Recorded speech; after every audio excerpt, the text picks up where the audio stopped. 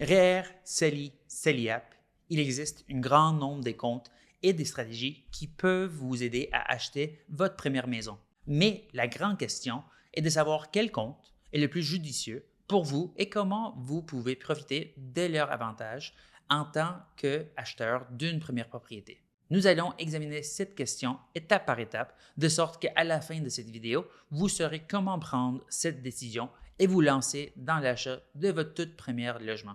En passant, je m'appelle LJ Aguinaga et je travaille pour LJ Immobilier, ici à Montréal. Si vous envisagez d'acheter, de vendre, d'investir ou de vous installer à Montréal, ou si vous avez d'autres questions sur ce marché incroyable, n'hésitez pas à me contacter. Toutes mes informations se trouvent dans la description ci-dessous.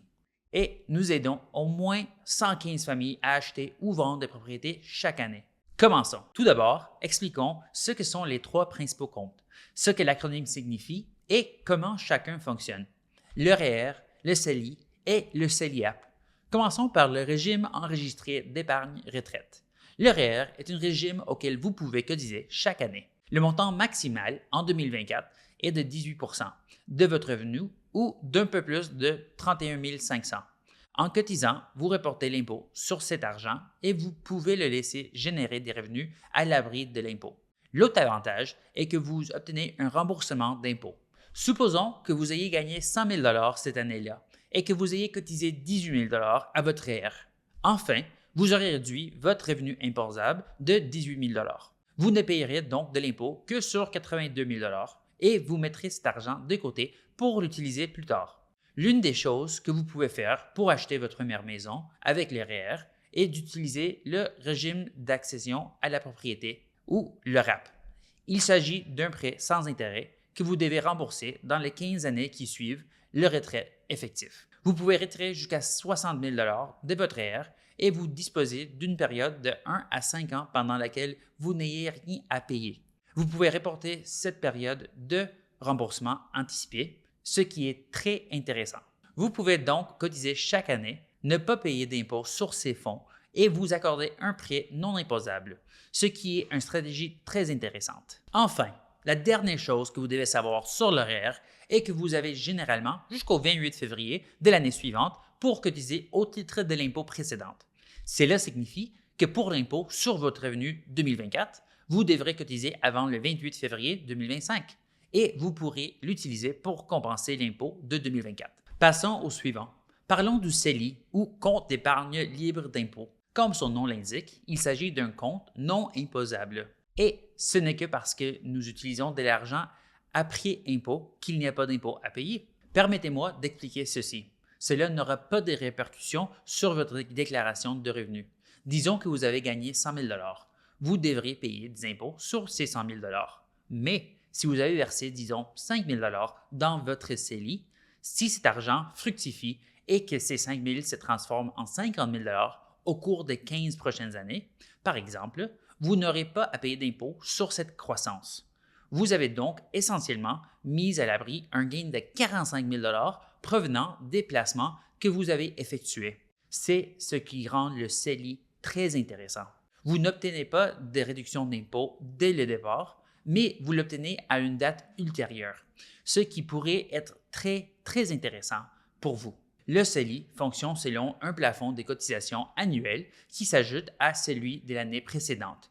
Il se situe généralement entre 5 000 à 7 000 $ selon le gouvernement en place. Vous pouvez commencer à cotiser à partir de l'âge de 18 ans. Ainsi, si vous n'avez pas cotisé à partir de 18, 19, 20, 21 ans, mais que vous avez commencé à cotiser en 2022, vous pourrez rattraper toutes les années au cours desquelles vous n'avez pas cotisé pour pouvoir utiliser ces fonds à une date ultérieure. Parlons maintenant du produit le plus récent qui a été livré. Il s'agit du CELIAP, compte d'épargne libre d'impôt pour l'achat d'une première propriété. Ce produit est très intéressant pour un premier acheteur. Permettez-moi de vous expliquer pourquoi. Son fonctionnement est différent de celui du REER. Vous pouvez cotiser chaque année, donc assurez-vous de cotiser avant le 31 décembre.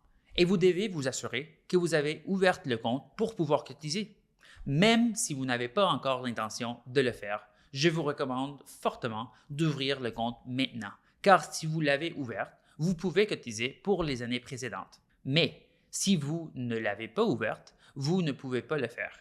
Il s'agit en fait d'une combinaison des deux produits.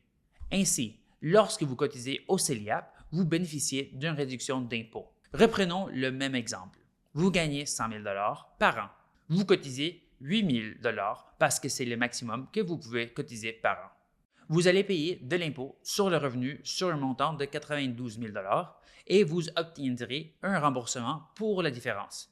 La prochaine chose que vous devez savoir est que vous ne pouvez cotiser que jusqu'à un maximum de 40 000 Évidemment, il faudra quelques années pour y arriver. Mais si l'argent augmente au-delà de ces 40 000 ce n'est pas grave. En effet, comme pour le CELI, la croissance du compte est entièrement exonérée d'impôts. Il s'agit donc d'une combinaison des deux produits, ce qui est très intéressant à mon avis. Ensuite, il faut savoir que le compte ne peut être conservé que pendant une période maximale de 15 ans. Après cela, vous devez soit l'utiliser pour acheter une propriété, soit le transférer dans votre REER. Vous êtes également limité. Vous devez utiliser ces produits avant l'âge de 71 ans. Donc, si vous êtes à l'âge d'or ou si vous n'êtes qu'à 5 ou 6 ans de cet âge, vous pouvez toujours utiliser le CELI, mais sachez qu'à l'âge de 71 ans, vous devrez l'intégrer à vos REER. J'aime beaucoup ce programme pour les acheteurs d'une première maison parce qu'il offre le meilleur des deux mondes. Je suis très fier en tant que Canadienne qu'ils aient mis au point ce programme parce que c'est quelque chose qui aurait aidé beaucoup de nos clients au cours des derniers 16 ans. Et je suis heureux de voir que nous pourrons l'utiliser pour nos clients à l'avenir. Pour pouvoir bénéficier du régime d'accession à la propriété, le RAP, ou du CELIAP, vous devez être un primo-accédante selon les critères du gouvernement. Cela signifie qu'il y a quelques critères à respecter. Vous devez être résident canadien, vous devez être âgé d'au moins 18 ans et vous ou votre conjoint ne devez pas avoir été propriétaire d'un bien immobilier que vous avez habité au cours de l'année de l'achat ou des 4 années précédentes. Par conséquent, si vous étiez propriétaire d'un logement il y a 5 ans, vous n'aurez pas de problème. Mais si vous êtes propriétaire d'un logement depuis 1 an ou 2 et que vous essayez de l'utiliser, vous ne pourrez pas être considéré comme un primo-accédant et vous ne pourrez donc pas bénéficier de ces programmes. Veuillez donc tenir en compte de cette distinction. Le moment que vous attendez tous. Que ferais-je aujourd'hui si j'étais acheteur d'une première propriété? Quel est le meilleur moyen de profiter de ces programmes? Eh bien, je ferai l'effet de ruissellement que l'on nous a enseigné. Je cotiserai donc 8 000 $ au CELIAP et je vais supposer que vous aurez situé dans une tranche d'imposition de 50 % pour que les chiffres restent très simples. Ainsi, si je verse 8 000 $ dans le CELIAP, je recevrai un remboursement d'impôt de 4 000 $. Je verserai ensuite ce remboursement d'impôt de 4 000 $ dans un REER. Ensuite, j'obtiendrai un remboursement d'impôt de 2 000 $ parce que les deux seront protégés. Je verserai alors ces 2 000 $ dans mon CELI. Ainsi, même si je n'ai cotisé que 8 000 $ au départ, j'aurai tout à coup 14 000 $ qui seront mis à profit. C'est ce qu'on appelle l'effet de ruissellement. En profitant des 3 programmes qui sont à notre disposition, c'est la meilleure stratégie que vous puissiez adopter aujourd'hui en tant qu'acheteur d'une première maison. Et évidemment, si l'on peut cumuler les avantages sur plusieurs années, on ne peut qu'en tirer encore plus.